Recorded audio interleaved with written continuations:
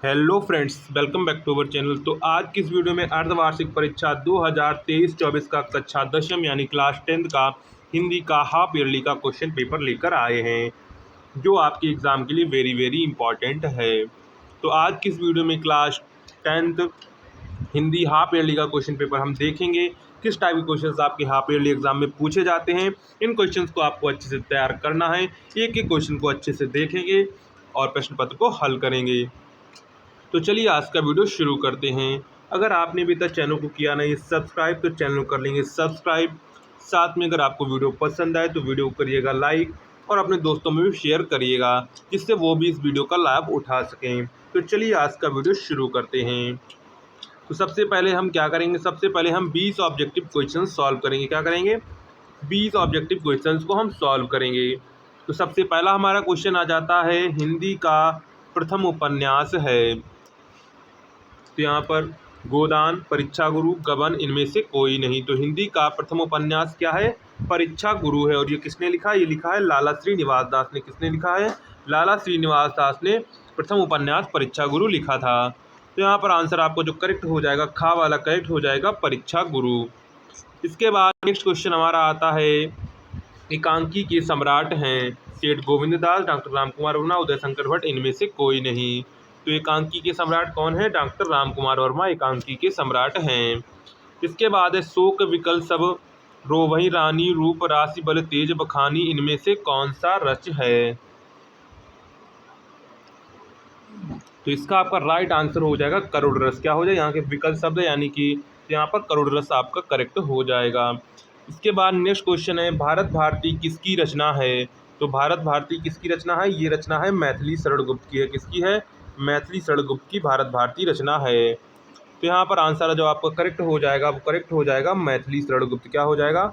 मैथिली शरण गुप्त इसका right answer हो जाएगा। तो ऑप्शन यहाँ पर आपका ए वाला करेक्ट हो जाएगा। इसके बाद कपड़ा का तत्सम शब्द है। तो कपड़ा का तत्सम शब्द क्या है? कपड़ा का तत्सम शब्द है करपट है। क्या है? करपट है।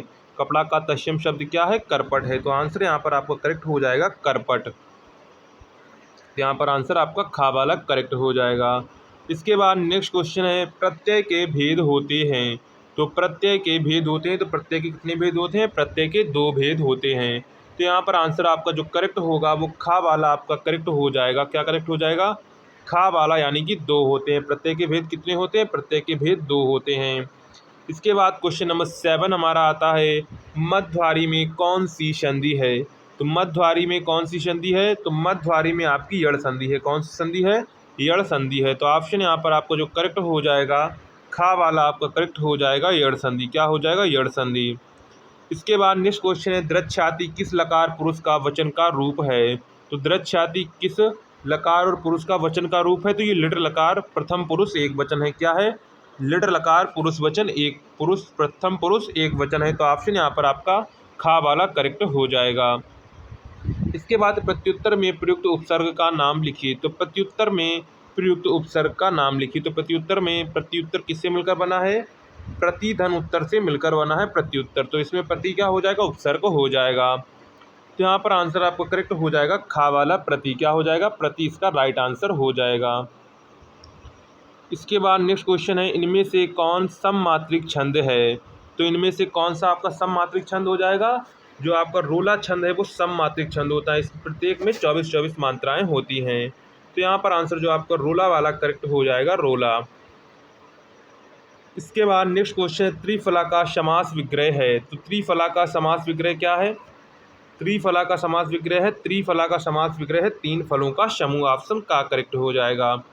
इसके बाद नेक्स्ट क्वेश्चन, खड़ी बोली का प्रथम महाकाव्य है। तो खड़ी बोली का प्रथम महाकाव्य कौन सा है? तो खड़ी बोली का प्रथम महाकाव्य है प्रिय प्रवास। क्या है? प्रिय प्रवास खड़ी बोली का प्रथम महाकाव्य है। तो यहाँ पर आंसर आपका जो खा वाला है वो करेक्ट हो जाएगा, प्रिय प्रवास। इसके बाद नेक्स्ट क्वेश्चन है, प्रयोगवाद के जनक हैं। तो प्रयोगवाद के जनक कौन है? हीरानंद बादशाह आगे हैं। कौन है? हीरानंद बादशाह आगे। तो यहाँ पर आंसर आपका का वाला करेक्ट हो जाएगा, अगहे जी। क्या हो जाएगा? अगहे जी। इसके बाद नेक्स्ट क्वेश्चन है हमारा, निम्नलिखित में से समन्वयवादी कवि कहा जाता है। तो समन्वयवादी कवि किसे कहा जाता है? तो समन्वयवादी जो कवि हैं वो किन्हें कहा जाता है? तुलसीदास को कहा जाता है। किसे कहा जाता है? समन्वयवादी जो कवि है वो तुलसीदास को कहा जाता है। तो यहाँ पर आंसर आपका जो करेक्ट हो जाएगा वो तुलसीदास, आपका यहाँ पर आंसर करेक्ट हो जाएगा तुलसीदास। इसके बाद है वात्सल्य रस का सम्राट किस कवि को कहा जाता है। तो वात्सल्य रस का सम्राट किस कवि को कहा जाता है। वात्सल्य रस का सम्राट कहा जाता है सूरदास को। किसे कहा जाता है। सूरदास को वात्सल्य रस का सम्राट कहा जाता है। तो यहाँ पर आंसर का वाला करेक्ट हो जाएगा सूरदास। इसके बाद चिंतामणि भाग 1-2 किस विधा की रचना है। जो चिंतामणि भाग 1-2 किस विधा की रचना है। तो ये किस विधा की रचना है। तो ये है निबंध विधा की रचना है। किसकी है। निबंध विधा की रचना है। तो यहाँ पर आंसर जो आपका करेक्ट हो जाएगा खा वाला निबंध, क्या हो जाएगा। निबंध आंसर आपका करेक्ट हो जाएगा। इसके बाद निराला की साहित्य साधना जीवनी किसकी रचना है। तो निराला की साहित्य साधना जीवनी किसकी रचना है। तो ये रचना है रामविलास शर्मा की है। किसकी है। राम विलास शर्मा की है। यहाँ पर आंसर जो आपको करेक्ट हो जाएगा का वाला करेक्ट हो जाएगा रामविलास शर्मा, क्या हो जाएगा रामविलास शर्मा। इसके बाद झूठा सच उपन्यास किस विधा की रचना है। उपन्यास, नाटक, रेखाचित्र, गद्य गीत। तो इसका राइट आंसर आपका हो जाएगा उपन्यास। इसके बाद है इनमें से वृहत्तरी कवि के कवि नहीं हैं। तो वृहत्तरी के कवि कौन नहीं है। महादेवी वर्मा नहीं है। तो ऑप्शन यहाँ पर आपका घा वाला करेक्ट हो जाएगा। इसके बाद 20 क्वेश्चन हमारा आता है साहित्य संदेश किस युग की पत्रिका है। तो साहित्य संदेश आपकी शुक्ल युग की पत्रिका है। किसकी है। शुक्ल युग की पत्रिका है। तो आंसर यहाँ पर आपका जो करेक्ट होगा वो छायावादी युग, क्योंकि छायावादी युग को ही शुक्ल युग कहा जाता है। तो यहाँ पर आंसर आपका जो करेक्ट हो जाएगा वो करेक्ट हो जाएगा छायावादी युग। इसके बाद देखते हैं नेक्स्ट क्वेश्चन खंड बा आता है, जिसमें आपको अथवा में 2 गद्यांश दिए जाते हैं और उस पर आपको गद्यांश के आधारित प्रश्न देने हैं। ये क्वेश्चन जो हाफ ईयरली का जिस पैटर्न पर आया है उसी पैटर्न पर आपका एनुअल एग्जाम का क्वेश्चन पेपर आएगा। तो यहाँ पर आपको 3 प्रश्न दिए गए 2-2 नंबर के। अथवा में आपको दूसरा पैराग्राफ दिया गया है, उनमें भी आपको 3-3 दिए गए हैं 2-2 नंबर। तो इनमें से आपको कोई एक पैराग्राफ करना है। क्या करना है। इनमें से आपको कोई एक पैराग्राफ सॉल्व करना है। क्वेश्चन नंबर 22 पर आ जाते हैं। तो क्वेश्चन नंबर 22 में आपको क्या दिया गया है। यहाँ पर भी आपको एक पद्यांश दिया जाता है, काव्य से एक आपको पद्यांश दिया जाता है। इसमें आपको 3 क्वेश्चन पूछे जाते हैं, प्रत्येक क्वेश्चन 2-2 नंबर का होता है। इसके बाद अथवा में आपको दूसरा दिया जाएगा, तो इसमें भी आपके 3 क्वेश्चन पूछे जाएंगे। तो आपको कोई एक पद्यांश इसमें करना है और एक कोई गद्यांश करना है। इसके बाद आते हैं क्वेश्चन नंबर 23 पर। क्वेश्चन नंबर 23 में आपको संस्कृत गद्यांश दिया जाएगा, उनमें से आपको किसी एक का आपको संस्कृत के साथ हिंदी में इसका साथ संदर्भ के साथ हिंदी में अनुवाद करना होगा। तो यहाँ पर आपको 2 दिए गए हैं, इनमें से आपको कोई एक करना है। क्या करना है। उनमें से आपको कोई एक करना है। इसके बाद नेक्स्ट क्वेश्चन है दिए गए संस्कृत पद्यांश श्लोकों में से किसी एक का संदर्भ सहित हिंदी में अर्थ लिखिए। तो यहाँ पर आपको एक श्लोक दिया गया है, उसका आपको संदर्भ के साथ हिंदी में अनुवाद लिखना है। तो ये भी आप कर लेंगे।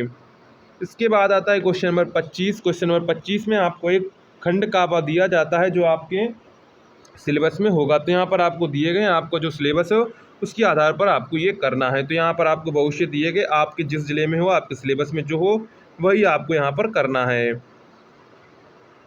इसके बाद क्वेश्चन नंबर 26 आ जाता है। तो क्वेश्चन नंबर 6 में आपको क्या करना है। क्वेश्चन नंबर 6 में आपको जीवन परिचय लिखने हैं। कितने 2 जीवन परिचय लिखने हैं। तो क्वेश्चन नंबर 26 के का में आपको एक लेखक दिए जाएंगे, 3 लेखक के नाम दिए जाएंगे, उनमें से आपको कोई एक का जीवन परिचय लिखना है। इसी प्रकार आपको क्वेश्चन नंबर खा में आपके काव्य से यानी कि कवि के नाम दिए जाएंगे, उनमें से किसी एक कवि का आपको जीवन परिचय लिखना है। तो ये 6 आपको दिए गए हैं, तो इनमें से आपको कोई 2 पर जीवन परिचय लिखना है। इसके बाद क्वेश्चन नंबर 27 आता है। तो क्वेश्चन नंबर 27 में आपको कंठस्थ कोई एक श्लोक अपने पाठ से लिखना है जो इस प्रश्न पत्र में ना आया हो। तो श्लोक आपको एक लिखना है जो इस प्रश्न पत्र में ना आया हो, वो 2 नंबर का है आपका। इसके बाद आता है नेक्स्ट क्वेश्चन, इनके प्रश्नों में किन्हीं 2 के उत्तर आपको संस्कृत में देने हैं। तो यहाँ पर आपको 4 प्रश्न दिए गए हैं, उनमें से आपको कोई 2 के उत्तर संस्कृत में देने हैं। इसके बाद क्वेश्चन नंबर 29 आ जाता है। तो क्वेश्चन नंबर 29 और हमारा लास्ट क्वेश्चन, आपको 29 क्वेश्चन टोटल पूछे जाते हैं। तो 29 में हमारा जो है निम्नलिखित में से किसी एक विषय पर अपनी भाषा शैली में आपको निबंध लिखना होगा। जैसे सड़क दुर्घटना के कारण और निवारण, प्रदूषण के कारण एवं निवारण, देश प्रेम, मेरे प्रिय कवि। तो इनमें से आपको 4 में से कोई एक पर अपना वो लिखना है। क्या लिखना है। आपको अपनी भाषा शैली में निबंध लिखना है। तो इस प्रकार आपके जो क्लास 10th में 29 क्वेश्चन पूछे जाते हैं और 29 आपको क्वेश्चन कंपलसरी सॉल्व करने होते हैं। तो ये आप क्लास 10th का जो क्लास 10th का हिंदी का हाफ ईयरली का मॉडल पेपर हो जाता है। तो अगर आपको वीडियो पसंद आया हो तो वीडियो को लाइक करिएगा, अपने दोस्तों में शेयर करिएगा। मिलते हैं नेक्स्ट वीडियो में।